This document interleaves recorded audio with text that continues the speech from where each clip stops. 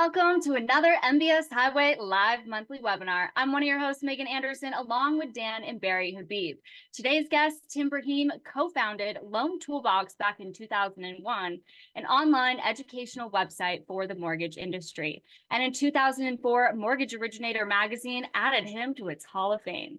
Nowadays, he's the CEO, head coach, and founder of Performance Experts Coaching and the host of the 360 Experience podcast.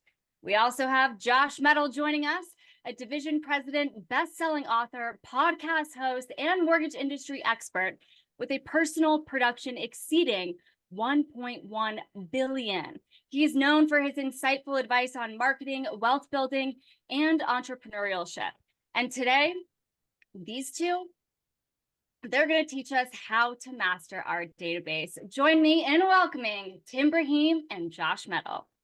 What an awesome experience it is to be with you guys. Both of you guys are dear friends, longtime friends, and I'm a big fan of both of you. You know, Tim kind of did a lot of amazing things to just change the mortgage industry, and Josh, one of the best teachers I know of, as well as is Tim, in helping people, helping originators. Every time we've had you on, Josh, I said this to you right before when people just love when you're on, because you just have such a wonderful way of helping originators in their current situation, kind of in an easy format, present things, do things, change the way they're thinking, change the way they're communicating, and having an enormous effect on them. And the feedback has always been incredible from you two guys. So I'm thrilled to be on this with you guys and to listen and learn to some of the great teachings that you're both going to bring.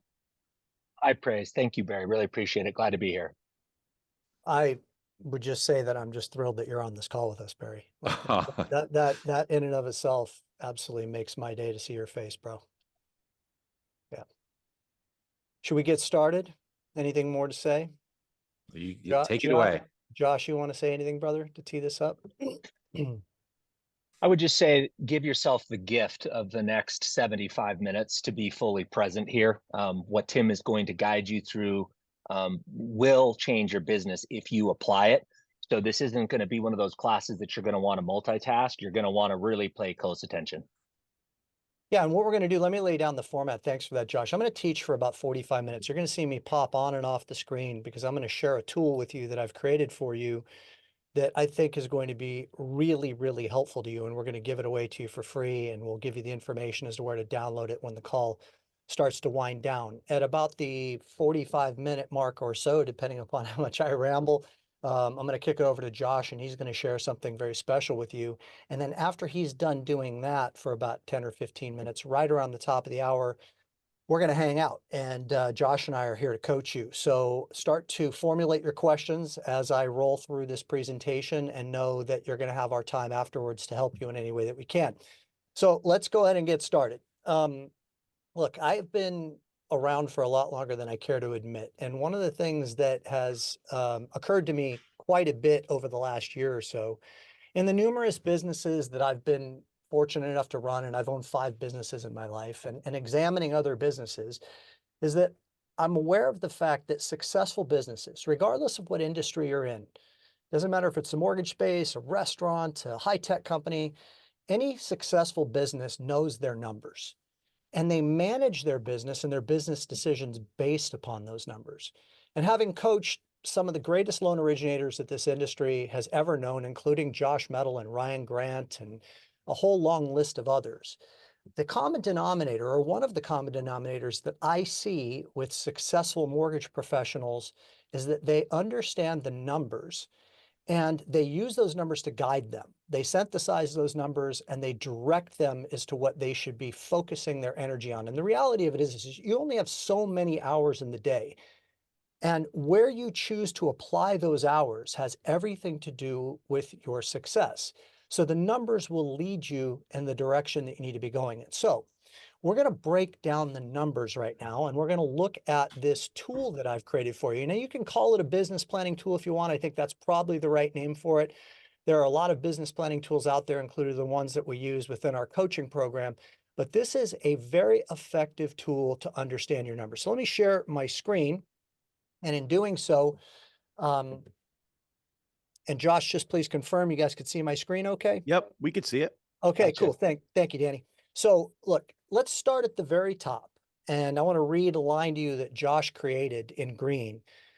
My pledge. I owe it to myself, my family, my team, and my legacy to seize the most of my potential every day. The genius is in the execution. So we've got a 3-tab spreadsheet here. Let me just orientate you to it real quick. This first tab here is the Knowing Your Numbers tab.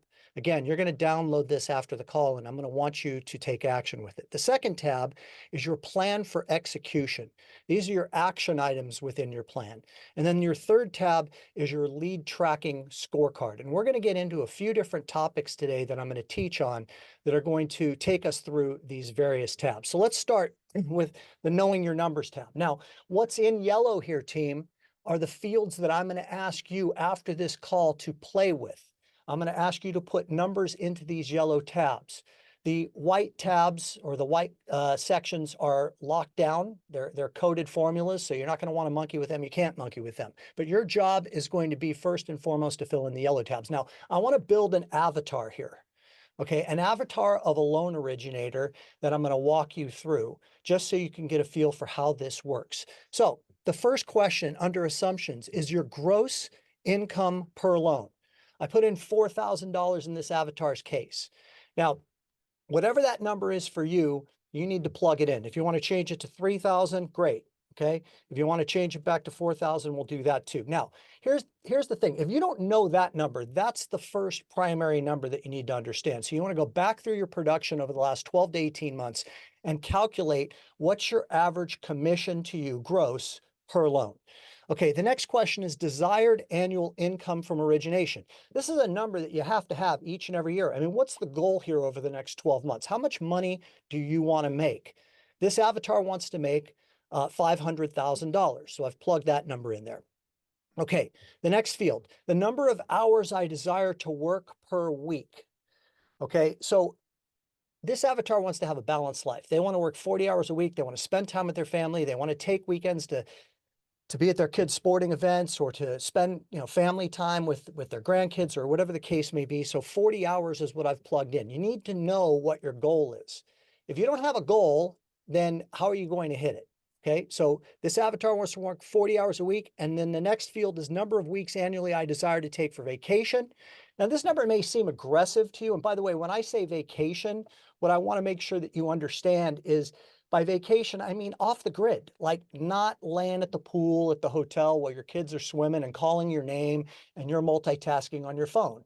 I'm talking about like how many weeks do you want to take off the grid? Now, 6 weeks may seem aggressive to you, but it's actually not that aggressive for people like myself and Josh. I mean, we've made that commitment over the years. I mean, I know Josh very well. He's a dear friend of mine, and I really respect how he takes time to be with Hillary and Aria and Xander, and he goes off the grid and he doesn't multitask and he doesn't check. I used to take consistently 8 weeks a year as an originator where I would shut it down, I would recharge and come back with vibrant energy. Let's go back to the spreadsheet.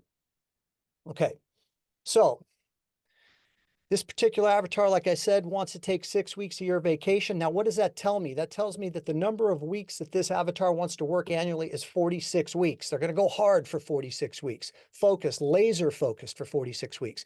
And that calculates the important number here, $271 an hour. Now, team, if you haven't realized this yet, it's time for you to realize this.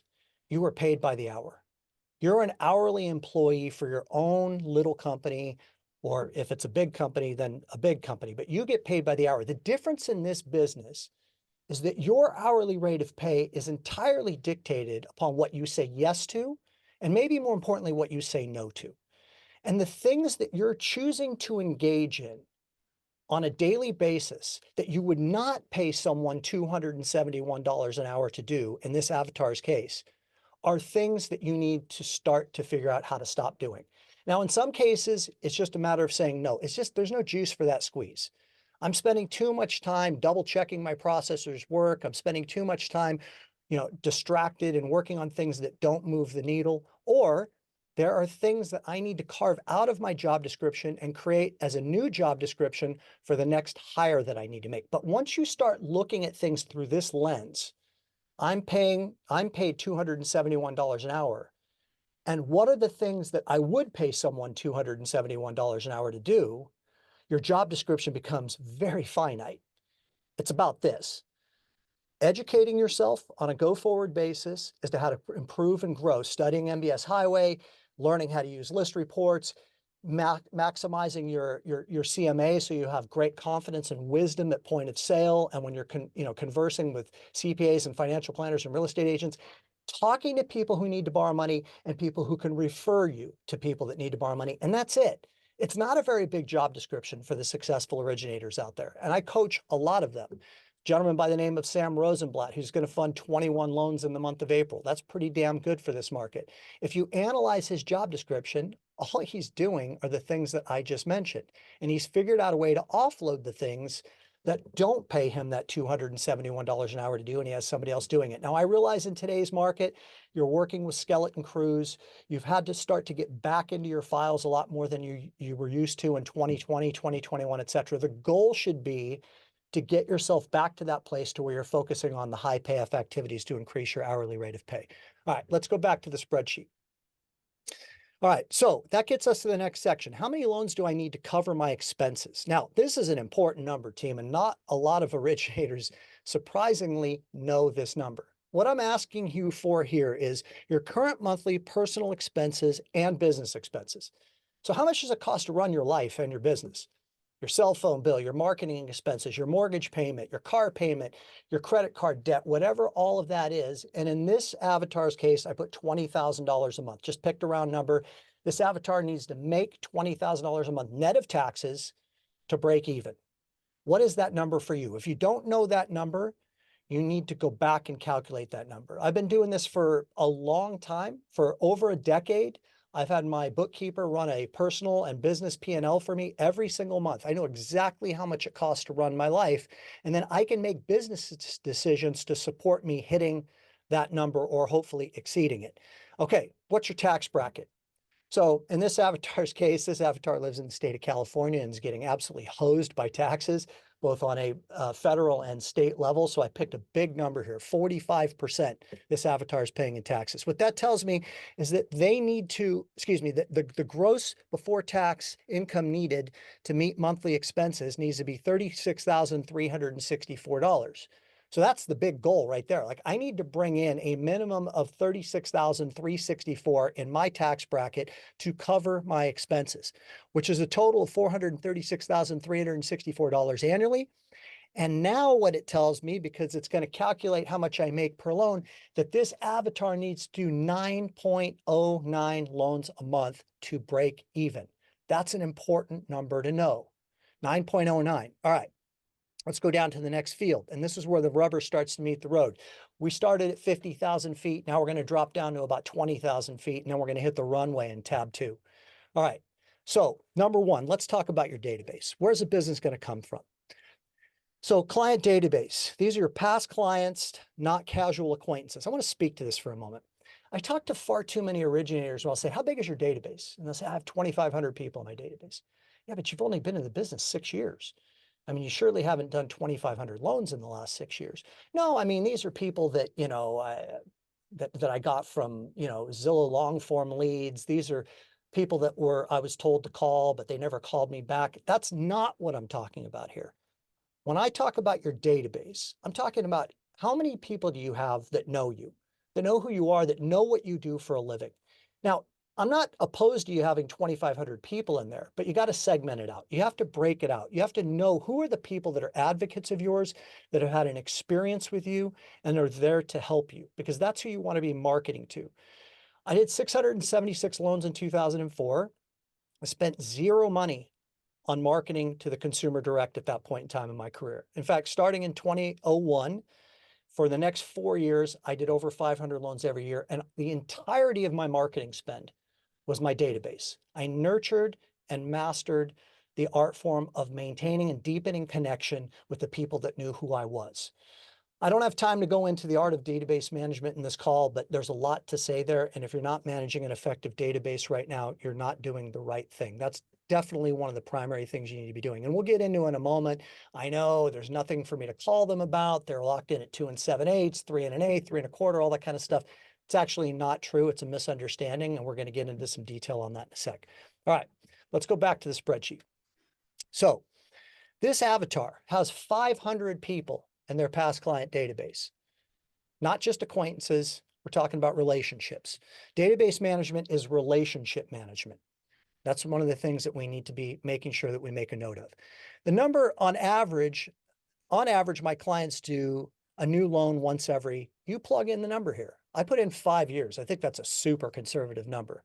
Yeah, if you're looking at the window of over the last 24 months, maybe that wouldn't be true. But if you broaden it to a 5-year period, I think it's fair to say that almost everybody in your past client database has done a loan in the last 5 years. And the statistics prove out that 5 years is a conservative number. And there will be opportunities in the future. And in fact, there are opportunities right now. So you put in whatever number you want, every 6 years, every 7 years, every 3 years. Doesn't make any difference to me, but it's important that you put in a number here, because once you start monkeying with these numbers and playing with them, it's going to be very revelatory. Okay, so the closing ratio on eligible loans from my past client database, I put in 50%. Now, you may think that that's an aggressive number. If you think that that's an aggressive number, that 1 out of every 2 clients in your past client database will actually do a loan with you at some point in time in the next 5 years, then what I would offer is you're probably not maximizing your database management strategy. At my peak, I was in the mid 80% range. That's because I had a deep connection with my past clients. They remembered who I was. I was top of mind consciousness because I was in front of them all the time with a game plan to continue to nurture and deepen the relationship. But again, if you want to lower that number to 25%, feel free to do so if you think that's the realistic number, but take a deeper look at how you can increase that percentage. Because when you start to play with the spreadsheet and you start to tweak the percentages and you go from, say, 25% to 35%, you're going to see it's going to make a huge difference in your income, which is going to shed some light around the fact that database management is an important thing for you to be doing. All right, let's go back to the spreadsheet for a minute.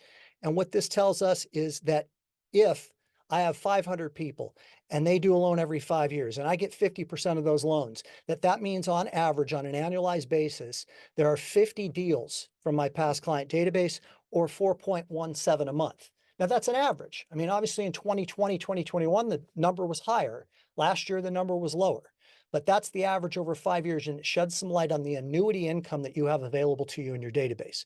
Okay, so the next question is this: the percentage of my clients that likely are to give me at least 1 referral per year. I put in 10% here. Play with that number. Whatever it is that you want to put in that you're comfortable with is great. What does that tell me? That tells me that the referrals from my past client database on an annualized basis are 50 deals a year on average, or 4.17 a month. Okay, what's the closing ratio on those 50 leads that you get a year from your past client database?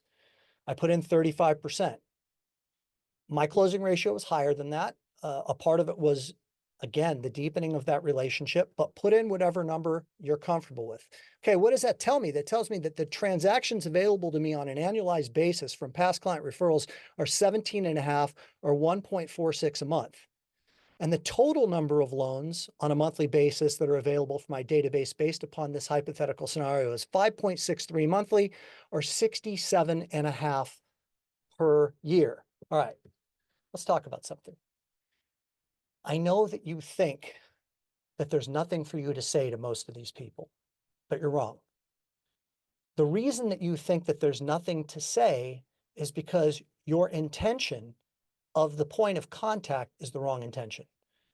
The intention is not to contact them, have a conversation with them, and convince them to do a new loan. If you make that the intention, then yes, I could understand why it would be difficult to cultivate some scripting. Because if they're at 2 7/8 and you're currently offering them 6.5 or 6 3/4 or whatever the rate is at the time that you call them, that's a tough sell. It's not an impossible sell.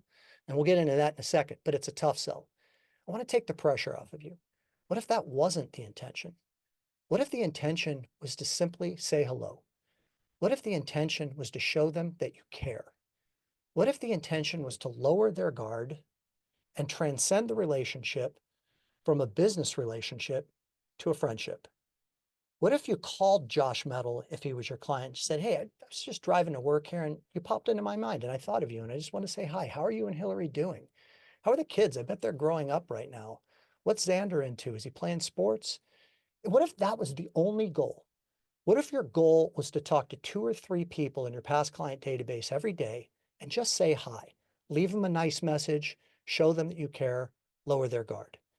Take all the pressure off and know that that's all you really need to be doing. Now, we want to go one step further because there are conversations that you should be having with your past client database right now that are pivotal to your future success.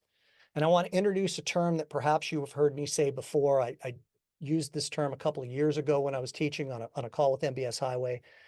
And the term is strike rate. So what is a strike rate? A strike rate is the rate that would need to be available for it to make sense for that person to swap out the existing loan they have for a new loan. And everybody in your past client database has a strike rate. The question is, have you established it with them yet? So that conversation would look something like this. Hey, Josh, Tim Braheem, just wanted to call and say hi. Hope you and Hillary and the kids are doing well.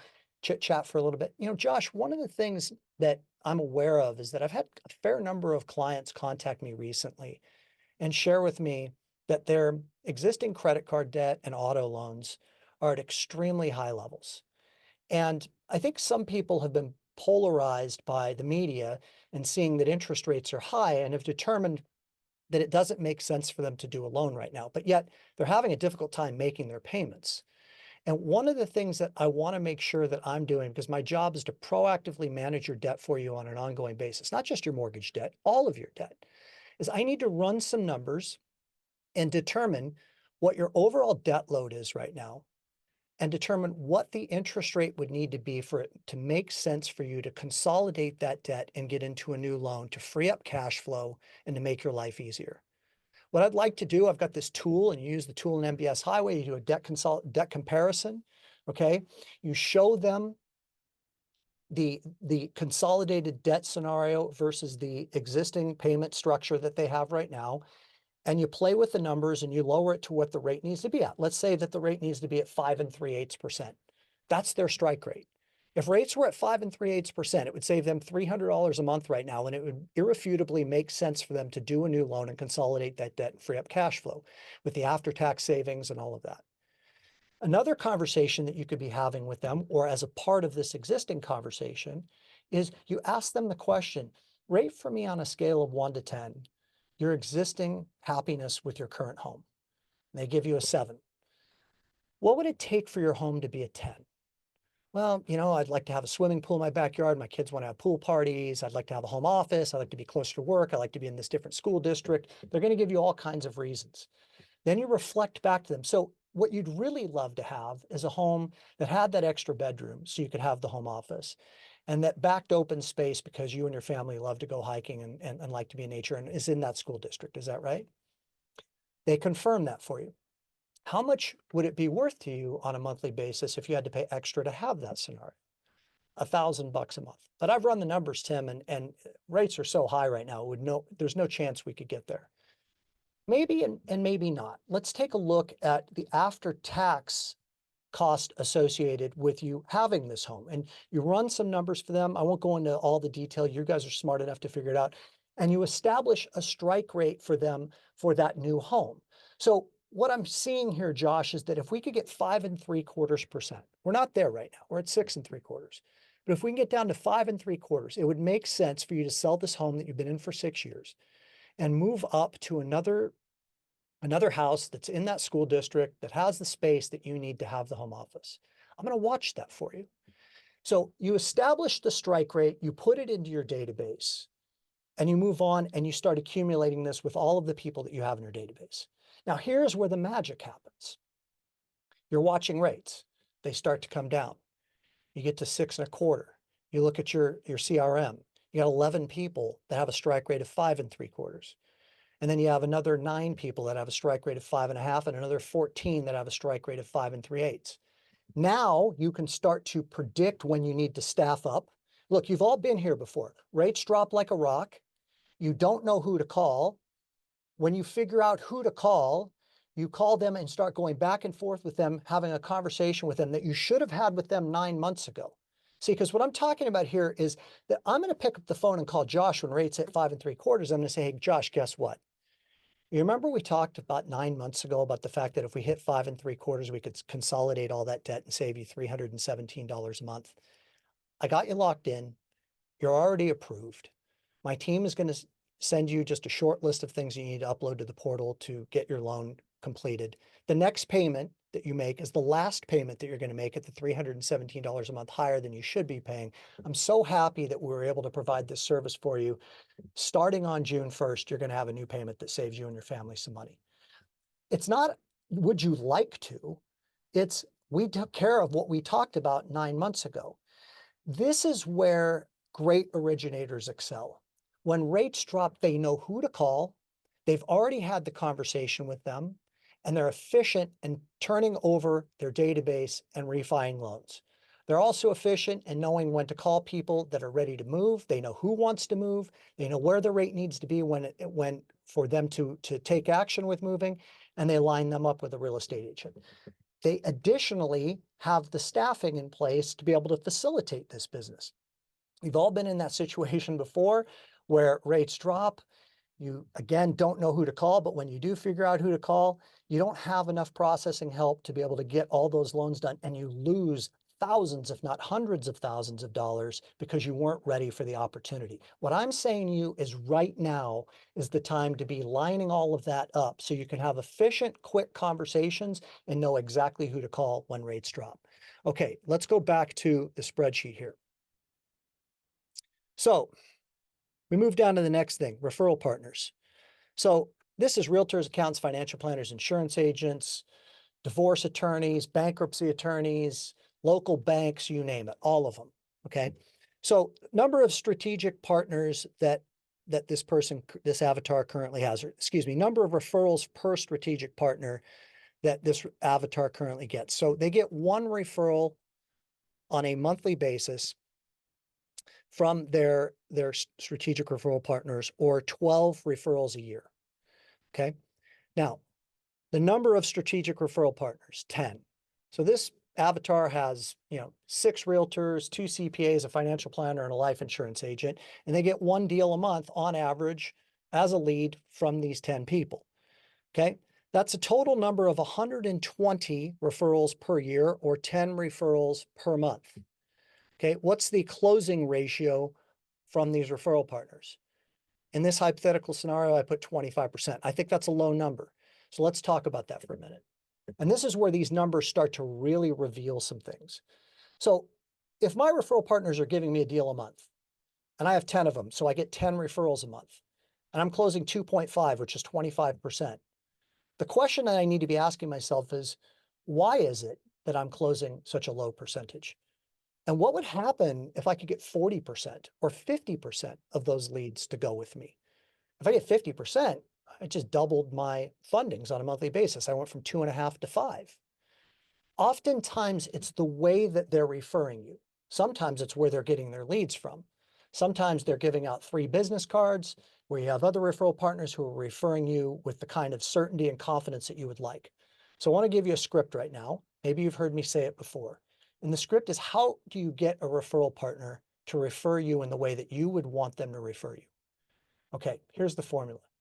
You pick up the phone or you set up a coffee appointment and you say to them, look, I was on this Zoom call the other day with this teacher in the mortgage industry.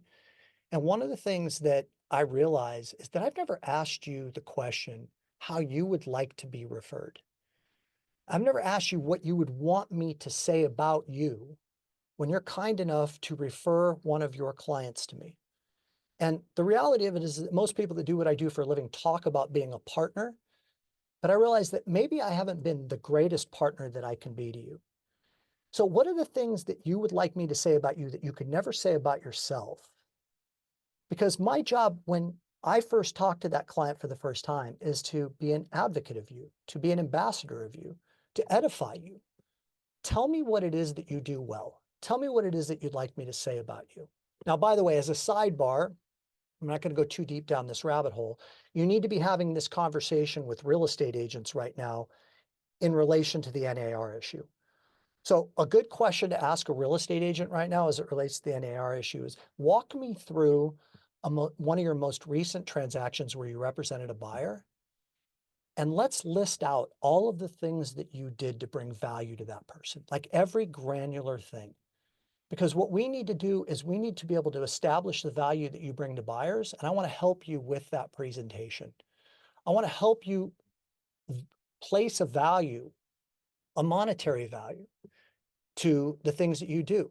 Now, look, the reality of it is this, is every single real estate agent that you have has a bomb-proof presentation that they've been delivering for years, and it's been to the seller. It's called a listing presentation. And most of them are pretty darn good at it because they have a lot of at-bats. They've had a lot of opportunities to deliver that presentation. But very few, if any of them, have a nailed down presentation to justify the expenses that they're going to charge to a buyer. And it's your job as a partner to role play with them, to ask them intelligent questions, to be a safe place that they can work through their fears, their struggles, and their challenges on their scripting, and to help them dial in a script that they will need in the future after July to be able to, to place value to what they do to represent a buyer. So after you've had this dialogue with them, after they've shared with you all of the things that they would like you to say about them when you talk to a referral of theirs for the first time, you now have earned the permission to say, would you mind if I shared with you some of the things that I would like you to say about me before you introduce me to one of these buyers? It's going to be very difficult for them to say no to that, because they're going to feel really good about the fact that you're their teammate and that you're really thinking about how you can validate them. Now you've earned the right to share with them some of the things that you would like to have said about you before you talk to that person for their first time. This is going to improve your batting average, team. I guarantee it. If you can arm them with the things that you want them to say about you, and that person contacts you for the first time or you contact them, and they come in pre-sold on you, your batting average is going to go way up and you're going to be shopped a lot less. Let's go back to this spreadsheet. All right. So ripping through this here. So we go down to this final total here. This particular avatar is going to get 2.5 deals on a monthly basis and 30 deals a year from realtors. Now, that may not be enough. That's why you want to go back in and say, well, maybe I need to add a couple more referral partners, or maybe I need to figure out how to improve my batting average with these referral partners, which we just talked about. Okay. And by the way, one last thing I want to say, okay, I talk to far too many loan originators who tell me that they have 40 real estate agents that send business to them, yet they're doing 80 deals a year. That's the problem. Go deeper with few. This is not a wide net we're looking to cast. This is a deep net that we're looking to cast. At the peak of my business, I had 12 referral partners. I know a guy named Greg Kingsbury. Josh knows him really well. I know another guy named Mike Watson, Sam Rosenblatt, who I mentioned a little while ago. These are people that have 15 really strong realtor relationships and do 30 to 40 deals a month. They don't have 40 realtors. If you have 40 realtors, how are you even going to have a relationship with any of them? It's an acquaintance at that point. It's not a relationship. I want you to cultivate relationships, especially in today's market when there's opportunities to do that with the NAR ruling. Okay. So what does this tell me? Well, actually, we go to the next thing, which is consumer direct marketing. I don't know how many of you are doing this right now, but I used to do it a lot. Batting average is lower, but it can be fruitful if you really figure out how to make this work. It could be anything from direct mail to, email marketing to, social media marketing. So the number of leads generated from consumer direct campaigns, 10 leads a month, 120 leads a year. Closing ratio on these leads, 6%, 0.6 deals a month, 7.2 deals a year. In this particular example, you need to take a look at the spend. I'm not sure that this is actually making a lot of sense. You got to either figure out how to make this work better or stop doing it, because there's a lot of time and money put into this in this particular scenario, but not in all scenarios. I mean, I know a lot of originators who are killing it right now with consumer direct marketing, getting 3 to 5 deals a month because they've figured it out. But what this is revealing here is that these numbers actually don't work to move the needle It's a lot of effort and money for very little return. So what does this tell me? This avatar is going to do 8.73 deals a month or 104 deals a year. You remember that number 9.09 from up top? This avatar is in the hole. They need to figure out how to get more out of this stuff up here above and where they're going to focus on moving the needle to get to their break-even point. So where does my plan land me? Number of loans per month, 8.73. Average per loan, $4,000. Total income from loan origination, $418,000 or $34,900 a month. But there's one more number we need to put in, which is the gross non-mortgage additional income pre-tax. This could be dividends. This could be rental property you have. This could be your spouse has a job. You know, we don't want to forget about that money. So we plugged in a number here of $100,000. This avatar has a spouse who earns 100 grand a year. And where does that land us? So in this case, the current financial needs are $436,000 annually. The current loan origination goal is $500,000 annually. The current projection, including additional income, which was this line right here, is $518,800. This avatar is putting $82,436 into the bank on a monthly, on an annualized basis. So they're fine. I promise you that when you start to play with these numbers, they're going to reveal some things to you that you need to be taking a deeper look at, which then takes us to the next step, which is where do you need to be focusing your time? What are your action items? Okay, we're talking about planning here. So once you have the numbers and you can see things more clearly, then what are the next steps you're going to take? So let's go back to the spreadsheet and let's take a look at tab 2 here. All right. So tab 2, and Josh and I put together some scenarios here that are real life scenarios, but this is for you to play with. Okay, the first thing that I want to show you is that we've created the spreadsheet in a way to where you can track your activities. So change the date. Today is the 16th, so 4/16 calculates all the way out for the next 12 months for you so you can track it. You know, the magic is in the tracking, the magic is in the accountability. The best originators that I know not only have a plan, not only have specific actions that they're going to take, but they track them. They hold themselves accountable to them. All of the people that I coach, I mean, that's one of the things that we do is we track activity. The activity leads to success. So that's what I'm creating for you here. All right. So when we go back to this, whoops, do that. All right. I'm giving you some examples in here. So call 5 people a day in my database to connect. Okay. And when you do that, you're going to put an X next to it.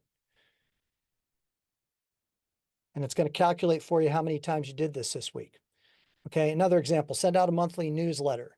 I have a friend, dear friend and client who I think is on this call because I saw his name pop up, named Jay Dacey. Jay Dacey. Every single month, he sends a 1-page letter to his entire database, staying connected with them, telling them about what's going on in his life, with his kids, with his family, with his travels, with his books that he's read, all of those types of things. And he stays in touch with these people. That is a part of the art form of database management. Film a video and send out HomeBot on a monthly basis. Send out a weekly market update video or educational email. You know, I have a client by the name of Michael Regan who just takes the MBS Highway week summary on Friday.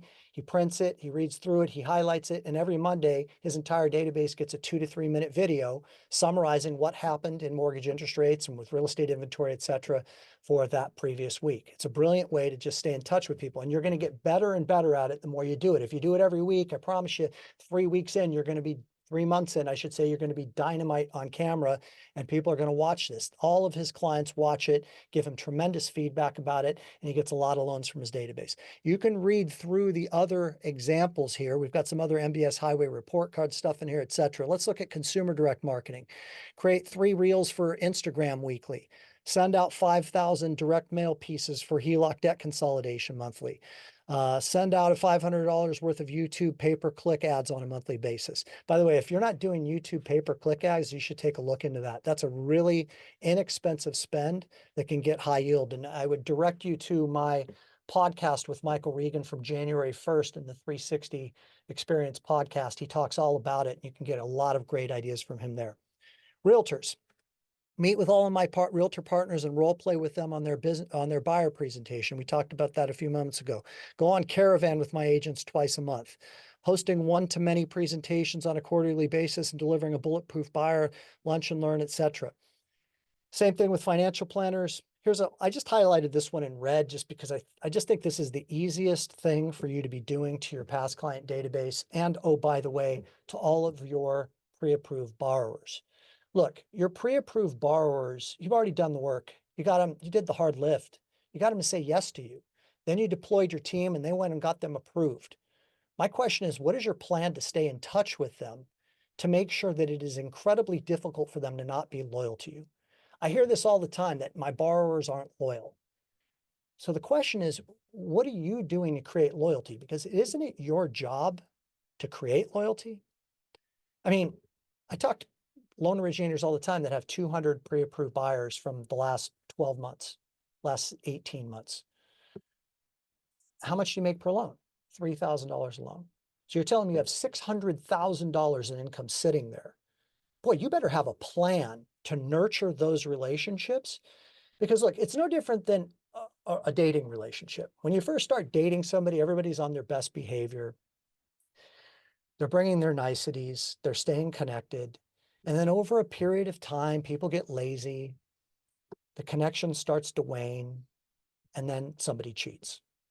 The loyalty goes away because the relationship wasn't nurtured. If you don't want them to cheat on you, and you want them to go with you whenever they do buy a home, then you better have a plan to stay in intimate connection with them going forward. Now, one such example of that plan would be to just simply discipline yourself to something that I did for years, which is to write 2 personal handwritten note cards a day. 2 a day, 10 a week, 520 a year. And this is just one example. I can give you a whole game plan for staying in touch with your pre-approved borrowers. And when we get to the Q&A, if you have questions about that, I can go deeper on this. But I promise you, if you send out 2 personal handwritten note cards on a daily basis, it's going to have a big impact on your business. We're talking about maintaining and deepening the connection. Okay, let's go to the final tab, and then we'll wrap this up. Last thing that I want to talk to you about is your batting average.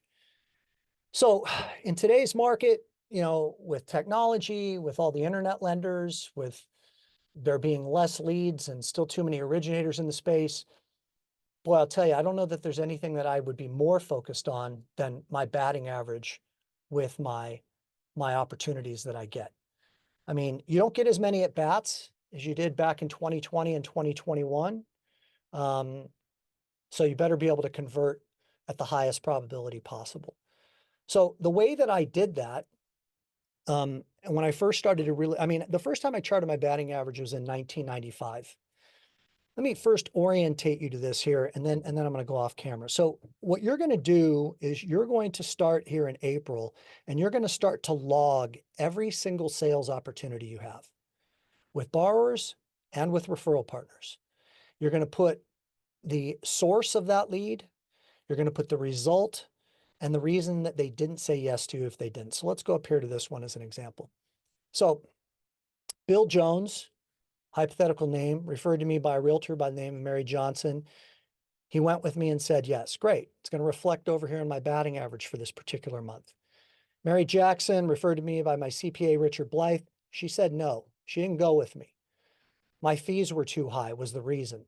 I'm going to get into how you determine this in just a moment. Scott Evans, realtor, Kate Winger referred, yes. And then finally, Julie White, CPA, Scott Bertone referred, said no. She went with a credit union. All right, so why is this important? Okay, so the year was 1997. There was a lender that Barry surely remembers because when he was on CNBC, they were one of the top advertisers on CNBC. They were called Ditech Funding. And Ditech Funding was kind of like the first quasi-internet lender that was out there. And Ditech Funding had billboards all over the 405 freeway in Southern California. And they were consistently advertising interest rates at 0.25% in rate better than anything that I could get every single day. So I had this yellow legal pad on my desk, just like this, okay? And I started writing down every sales opportunity I had. And I would write down the same results. Who was it referred by? And did they go with me or not? And what I realized at that time is that the most important information to me was to understand why they didn't go with me. because that's where I'm swinging and missing. That's the gaping hole in my sales presentation. They didn't go with me because they went with the credit union and took their 5/1 ARM that was 0.375% lower in rate than I could get. They went with DiTech funding in this particular case because their rate was 0.25% better. And I started to see some patterns after a couple of months. In one particular month, I lost 5 deals to DiTech funding. And an average check of $4,000, that was $20,000 that I lost to this one lender in that particular month. So how am I going to combat that? Because I mean, I could just give up and quit, or I can get better at my presentation to sell against them or to sell against that credit union. So I picked up the phone and I called DiTech and I played consumer and I asked a lot of intelligent questions. And one of the realizations that I came to pretty quickly was that we were fighting an unfair fight. DiTech funding was offering 10-day mandatory delivery pricing. And I was offering 45-day best efforts. That's why their rate was 0.25% better than mine. So then I realized there's no way they could lock my loan in, because this is a refi and it has a weekend in there and a 3-day right of rescission. I mean, they can't close in 10 days. So once I realized that, I started arming my clients with this information in my presentation. I would bring up DiTech funding in my presentation and say, should you be talking to them, I want to make sure that you understand the difference of what we're talking about here. And I would educate them on the difference between best efforts and mandatory. And I'd give them the questions to ask, and they'd come back with me and they'd say, you were right. That rate that they're offering isn't something that they could lock me in on. And then I would respond by saying, well, it has to make you question whether or not you can trust them. Because isn't that bait and switch marketing? I mean, why would they advertise a rate that they couldn't actually deliver on? And I stopped losing most of the deals to DiTech funding as a result of it. This is what I'm talking about working smart to be able to improve your batting average. So I want you to use this final tab over the next several months to document when people are saying no to you, why they're saying no to you, and document who the referral source is, because it's going to start to reveal to you that there are certain referral partners of yours that are either not referring you in the way that you want to be referred, or they're getting their leads from sources that are not all that great. You'll start to see that in my particular example with Richard Blythe as my CPA, like 90% of the people that he referred to me closed because of the way he was referring me. And then I had realtors who would refer 3-4 people to me on a monthly basis. I wouldn't get any of them because they were handing out 3 business cards. So this gives me the information that I need to be able to then course correct and make some good business decisions as to whether or not I want to continue to work with that person or coach them up to referring me in a different way. Okay, so I'm going to hit pause here. I'm going to take a breath. I'm going to give it over to Josh. I'm going to take a drink of water. And then we're going to come back with some Q&A here at the top of the hour. But Josh, why don't you go ahead and take over from here and tell them about something that we are partners on with a whole lot of other people, and that we're really excited to share with everybody. Well, first of all, masterful job as ever. There's about 47 people that have commented, is the recording available? Is the recording available? Because there's so much depth in this. I'm reminded of a quote by Jim Rohn, Tim, that says, don't wish it were easy, or wish you were better. And what I'm aware of is in 2024, if we're going to have the level of success that we've previously had in previous years when rates were more accommodating, we're going to have to get better. Because wishing it was easier, we don't have any agency over that. We can't control those things, but we do have agency over getting better. So what I'm going to share with you right now is a project that Tim's been working on for at least the last 18 months.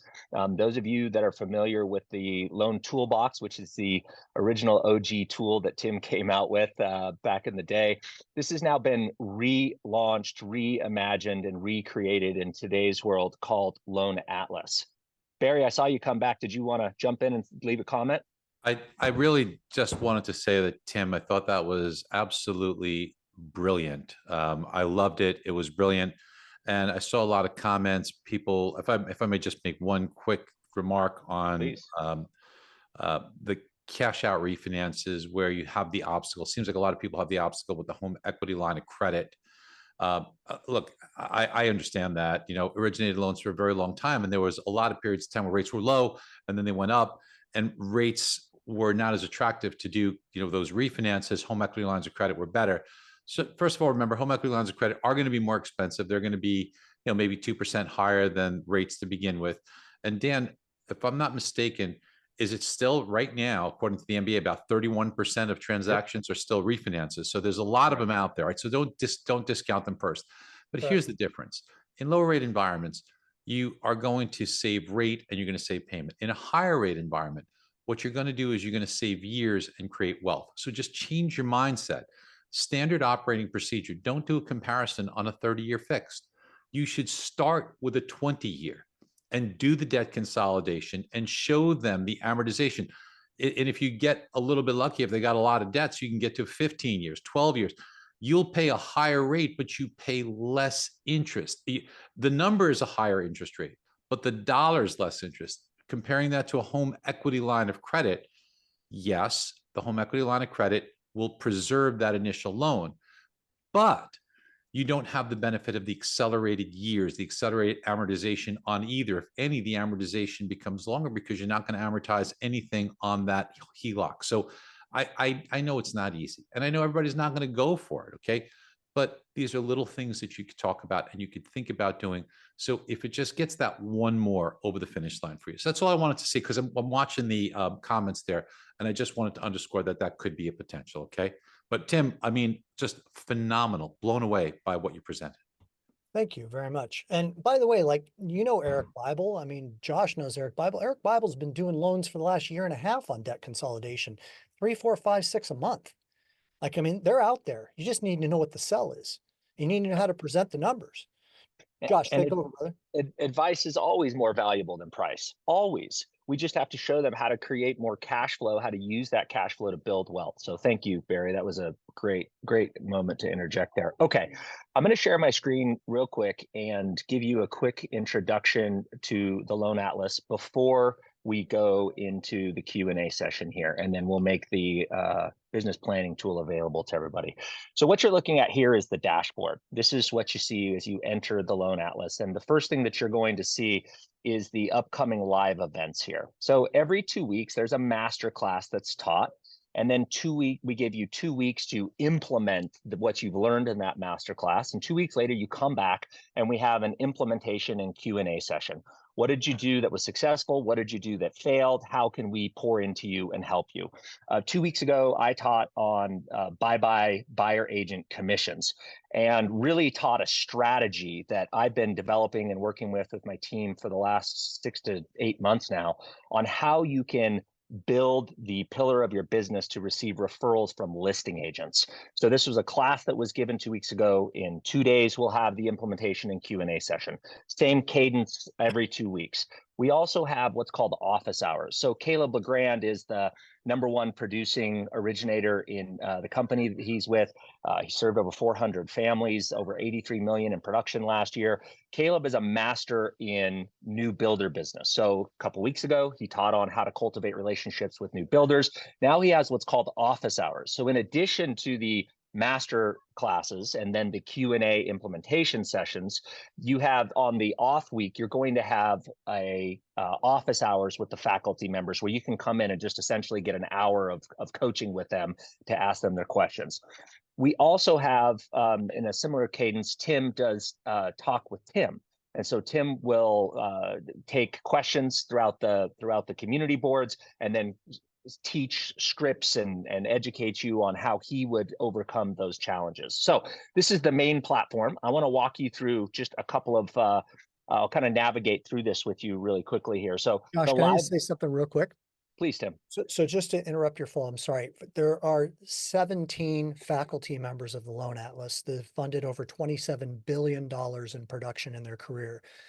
Ryan Grant, Josh Metal, myself, Tyler Osby, Craig Strent, Caleb LeGrand. I mean, there is a long list of Mark Robertson and Danny Hirani, and I mean, a long list of wonderful and amazing teachers. And there's over 50 hours of educational content and over 200 educational modules on every topic you can think of in the mortgage space. So it's a lot, and it's incredibly powerful, and it's going to keep growing. Go for it, Josh.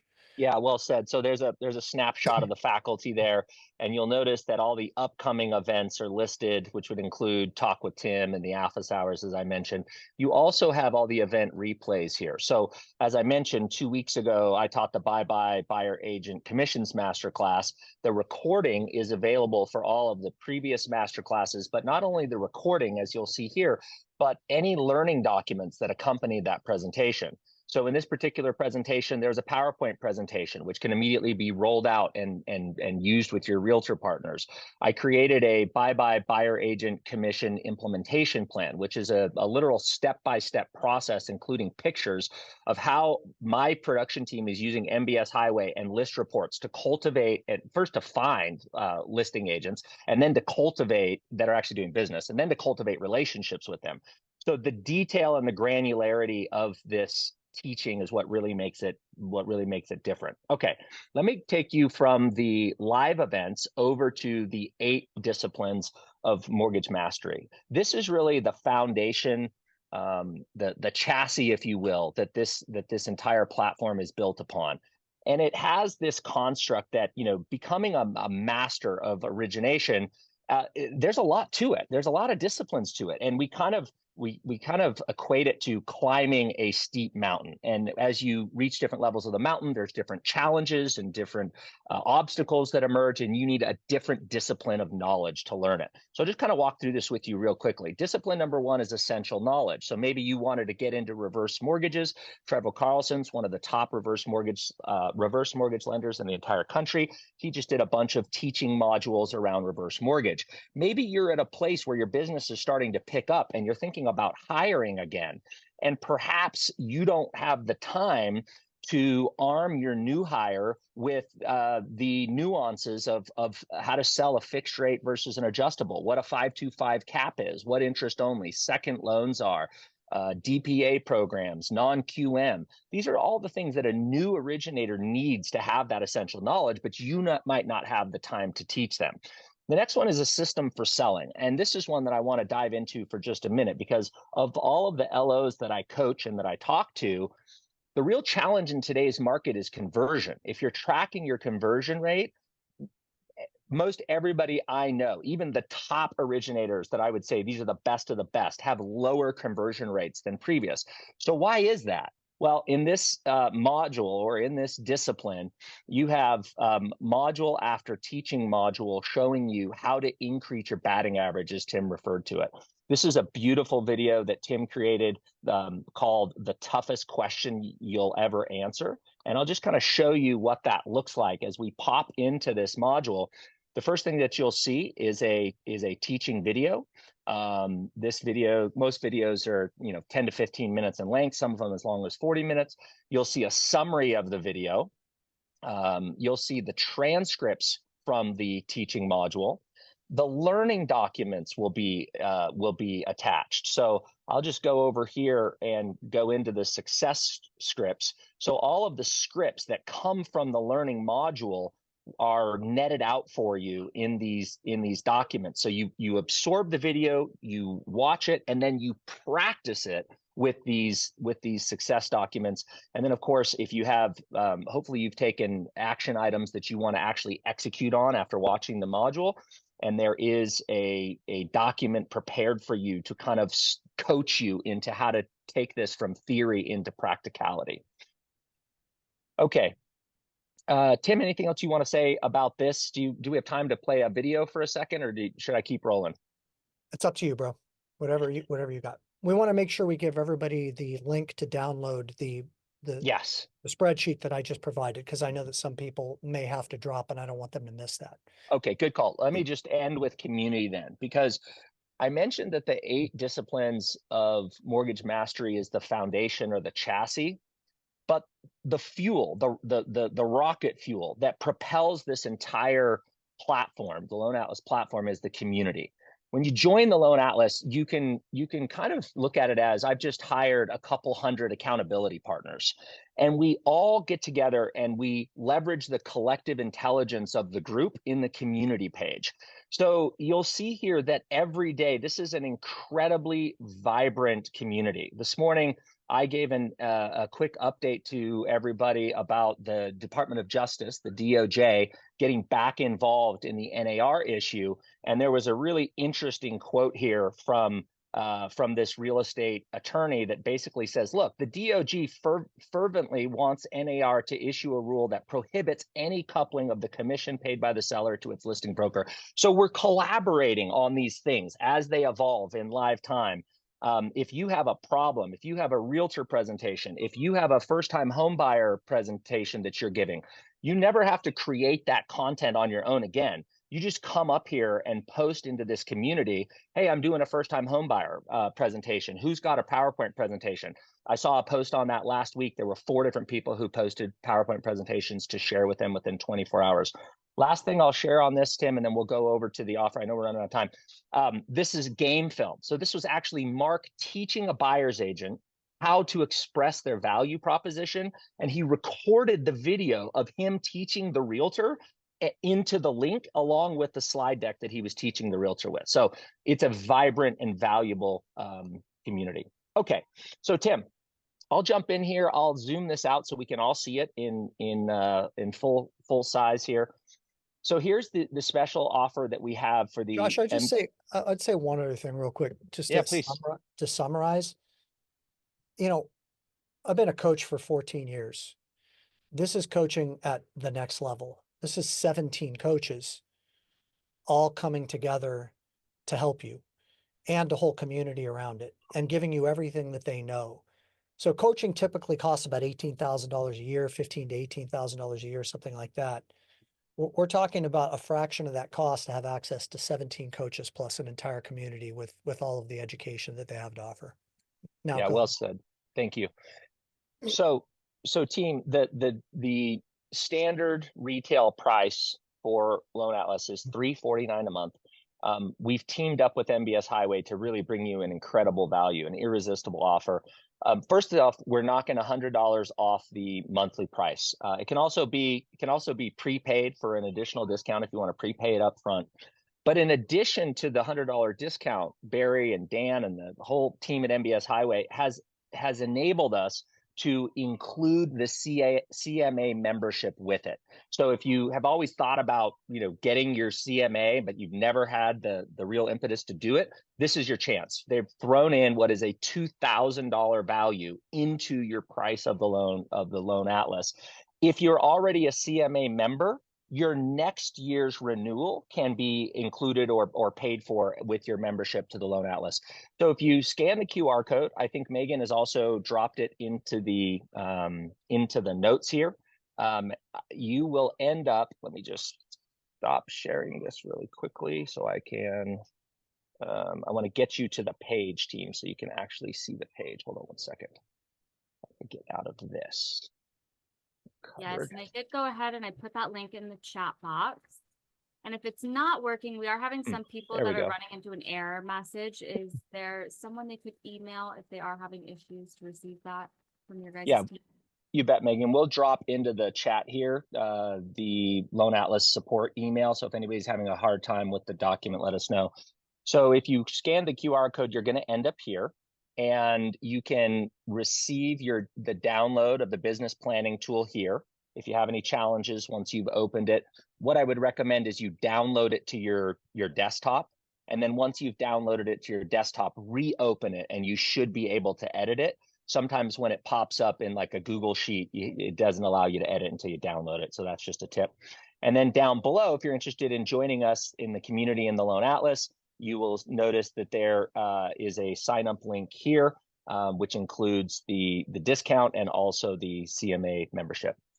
Tim, by the way, people are asking to see that QR code again. You got it. Well, while Josh is putting the QR code up there, I just want to emphasize, first of all, that I'm going to hang out for some Q&A right now. But I also want to reemphasize, just to make sure that we're clear. So it's $100 off on a monthly basis of the Loan Atlas, and you get your CMA for free or your renewal of your CMA for free. So it's a pretty big value. And again, to Dan and Barry and Megan and everybody, thank you for being willing to include that.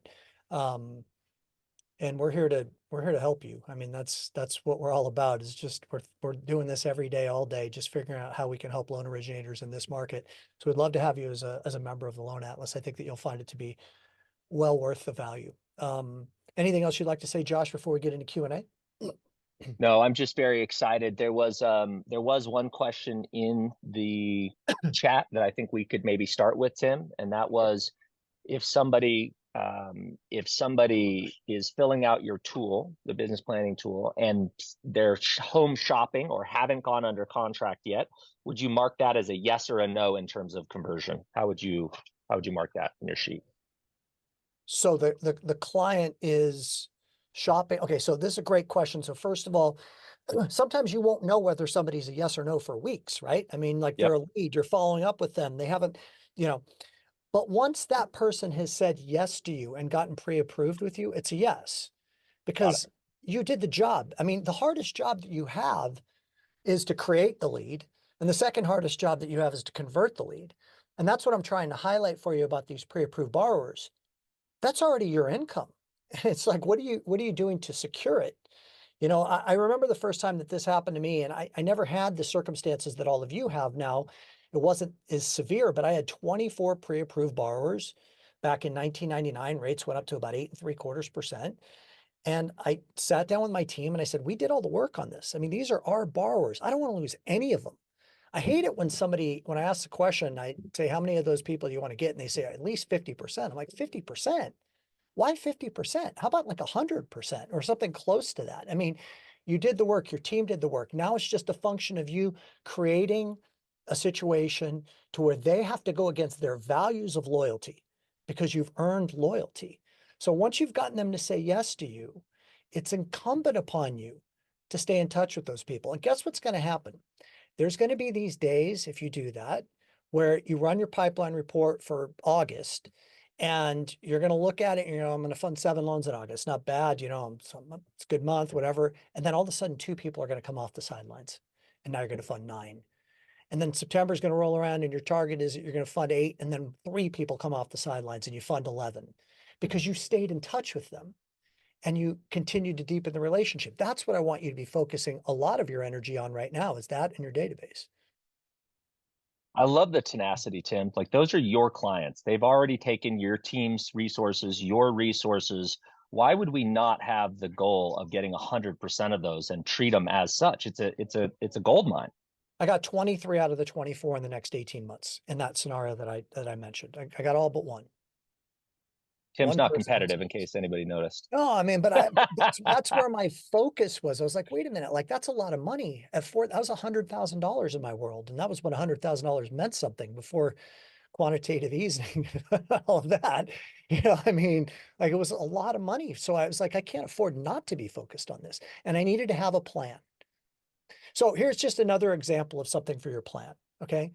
I just want to give you easy things to implement. This is not hard, what I'm about to say. I want you to take every pre-approved borrower that you have. And if you don't have a CRM app on your phone, then get them into your phone and your notes section on your phone. Okay. Just have them mobile with you, and condition yourself every time you're driving to voice text at least one person. You're driving to work. Hey, Josh, good morning. It's Tim Braheem. Just want to call and say hi. You popped into my head. Wanted to see how you and your family are doing. I hope that you guys are getting ready to enjoy the summer. I wonder if you have any vacation plans that are lined up. If so, I hope that you guys have a wonderful time. My family and I were going to be going to Hawaii for a week. Really looking forward to a little bit of downtime and connection with them. Anyways, just wanted to let you know that I'm thinking about you. If there's anything I can do for you, let me know. That's it. There's no sell here. It's connection. You do that enough times, a handwritten note card, a voice text once every 3-4 months. When it comes time for them to buy, you're going to be in a situation where it's tough for them to cheat on you. But most loan originators make it easy for them to get cheated on, because they don't stay in touch. And the reason they don't stay in touch is because they think they have to have some magical sell. Yes. How many times can I call the person and say, hey, I wonder if you went out and looked property this weekend, and if there's any questions you have? Like, once, maybe twice. Anything past that, you kind of sound like a broken record. Well, why? That's because you're making it about you. Stop making it about you. Make it about them. If you want to get what you want, give them what they want. They want to be cared for. They want compassion. They're frustrated. They've been looking for a long time. Affordability sucks. Inventory is at an all-time low. You know all of the stats. So put yourself in their shoes for a minute and give them what they want. They want somebody who cares about them. Show them that you care, and then you'll earn the loyalty. Tim, there was a great comment in the chat earlier that said, connect with them and be interested, not interesting. Yes. And that shift in perspective, that I'm just calling because I'm interested in you, I want to have impact and I want to create a relationship, that's so low stress compared to, I got to have something compelling or brilliant to say today. So I love that. Be interested, not interesting.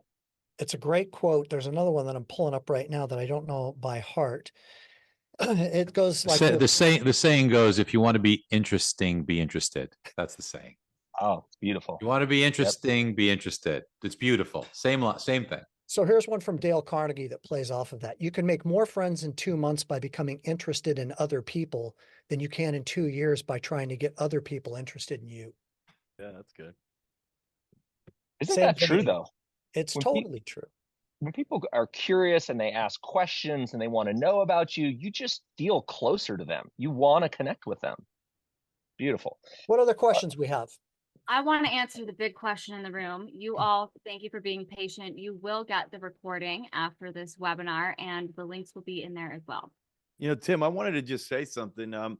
First of all, I really enjoyed you and Josh's presentation. I love how you break down the numbers. Obviously, it's really important, and I think you'd be surprised how many people don't know their numbers. And you really, you can't improve what you don't measure, right? So, one of the things I love is how you guys always make things easy to implement. I love how you shared the spreadsheet, and people can start plugging away and implementing this right away. And it's also one of the things I love about the Loan Atlas. You guys are clearly really great teachers. The content, as I had a chance to go through a lot of it, blew me away. The faculty is incredible, but what I really like is there's a lot of good information out there, but I think the worst thing you could do is like absorb good info and then you don't implement it. And you guys make it very easy to implement it. And you have your live sessions, and then the next week you have a whole session on implementing it, right? And the community can help with that too. So I really am impressed with what you guys put together.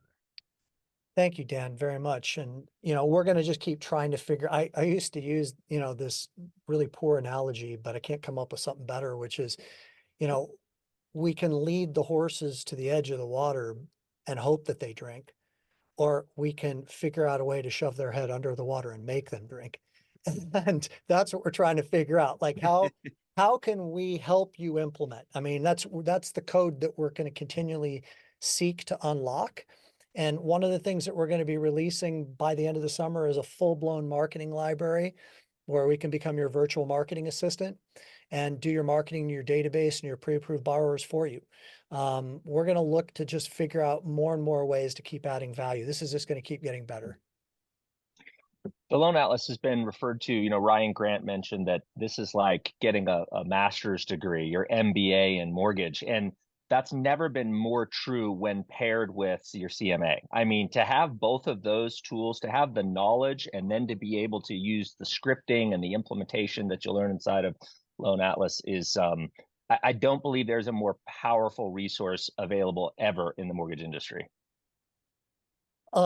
Megan, I just saw one pop up to please resend the link to the spreadsheet, just because I think that kind of got buried with all of the text. I'd love to hear another question or two.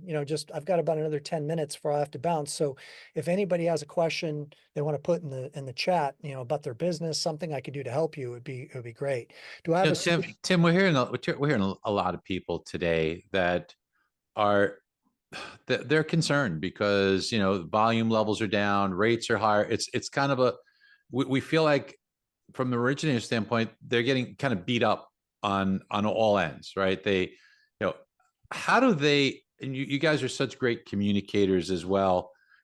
How would you suggest communicating what's going on in the market and maybe presenting it as an opportunity? How would I suggest doing that if I'm an originator? Yeah. To borrowers and to referral partners? Referral sources. Yeah. Well, I'm going to let Josh see if he wants to take that one first, because I consider Josh should be quite masterful in his scripting on the market, but I'm happy to take a stab at it too. Barry, every problem and every challenge in the market is an opportunity for the entrepreneurial minded.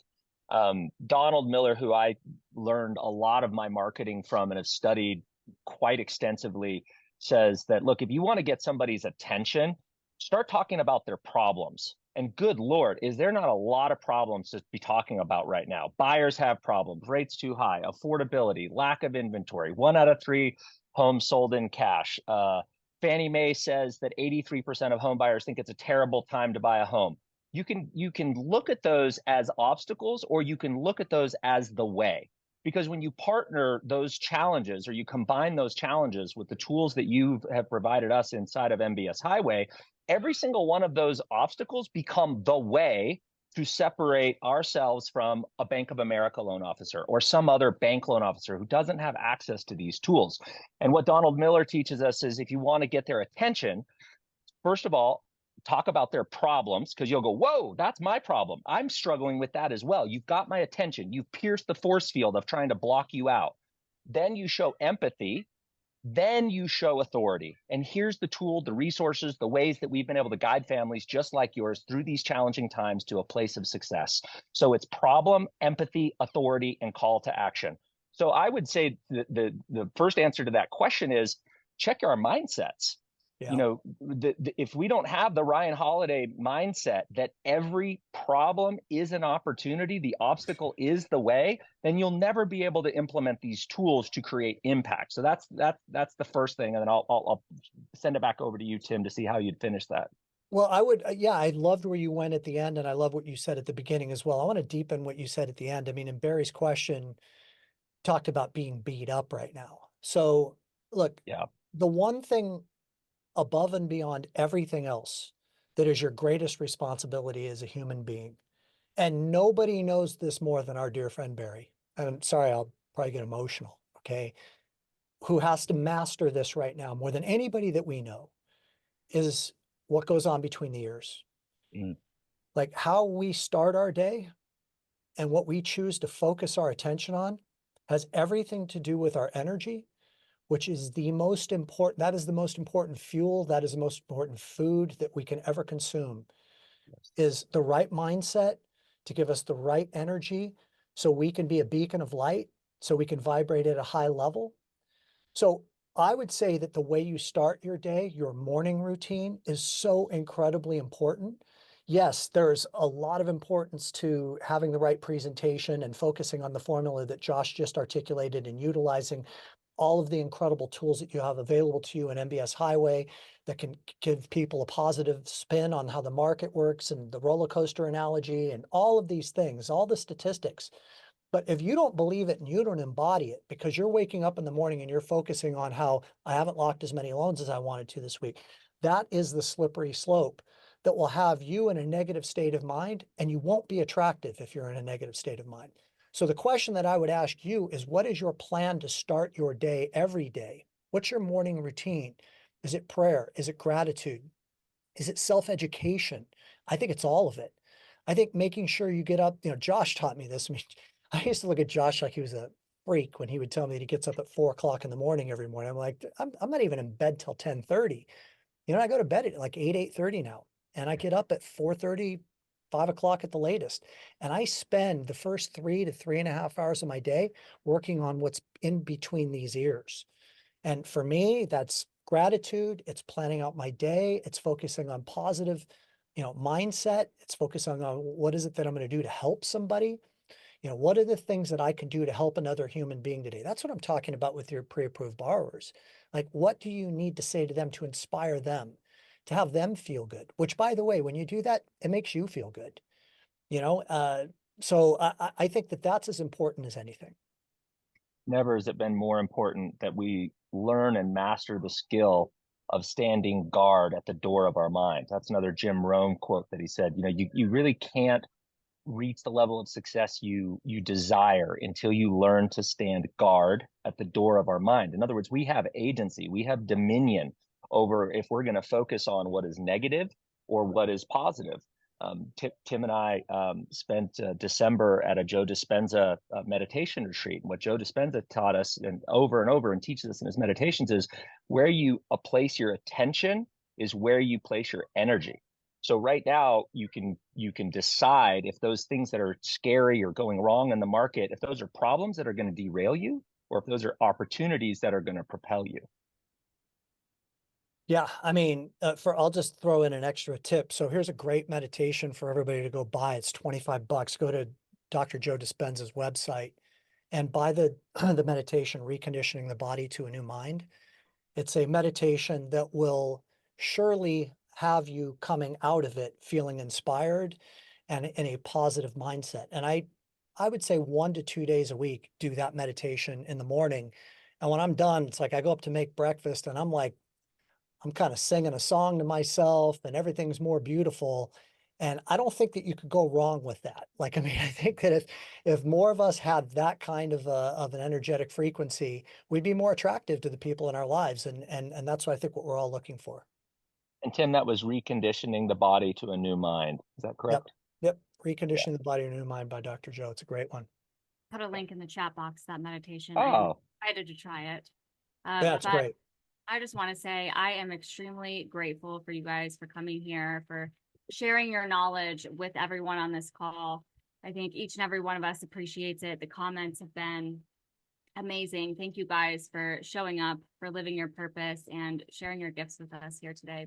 Yeah, we love you guys, and we certainly love you guys listening in. We appreciate you. We know this is not the easiest of times, but better times are ahead. Just stay the course, stay through it, stay positive. Just there are better times ahead. And you're in for a real treat next month, by the way, with Josh presenting with Ryan Grant as his co-pilot. I'm excited to watch that. I know all about Josh's presentation. You're going to really, it's a master class on how to use list reports, especially in this NAR lawsuit issue. So don't miss that call. Yes, that'll be on May 8th, everyone, and you will get a link to that as well to register. So thank you guys for joining us. Thank you, And everybody. again, you'll get the recording soon. Thank you, guys. Thanks so much, everyone. thanks, everybody. Bye, everybody. Thanks, team.